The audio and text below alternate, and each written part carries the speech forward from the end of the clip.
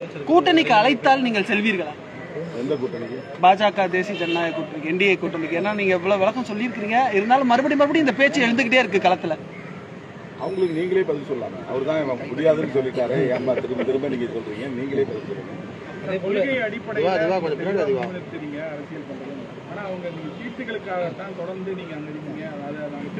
அவங்களுக்கு அவங்க கூப்பிட்டதை நான் போயிருந்தேன்னா என்ன ஆக ஓட்டுவாங்க. அவங்க கூப்பிட்டா நான் போகல, அங்க போறதுக்கு வாய்ப்பு இல்லை. அதனால என்ன கொச்சைப்படுத்தும் நோக்கி அப்படி சொல்றாங்க.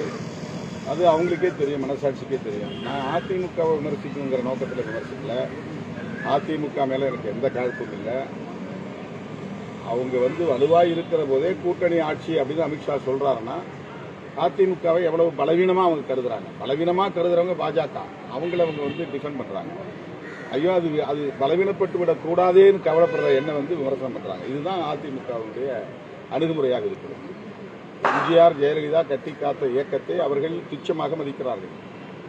மிக சாதாரணமாக பேசுறாங்க. அவங்க கருத்தை கேட்காமலேயே, அவருடைய ஒப்புதல் இல்லாமலேயே கூட்டணி ஆட்சி என்று சொல்லுகிறார்கள் என்றால் அதிமுகவை நாங்கள் பலவீனப்படுத்துவோம். அதுதான் பாஜக சொல்லுவது. அதுதான் அதுக்கு பொருள்.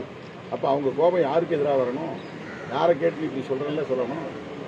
அதை நான் அதை சுட்டி காட்டுறேன். அதிமுக எச்சரிக்கையா இருங்க, உங்களை பலவீனப்படுத்த பார்க்குறாங்க. நீங்க சொல்லாமலேயே அவங்க கூட்டணி ஆட்சின்னு சொல்லுவதன் மூலமா உங்களை ரொம்ப குறைச்சி மதிப்பிடுறாங்கன்னு நான் சுட்டி காட்டுறேன்.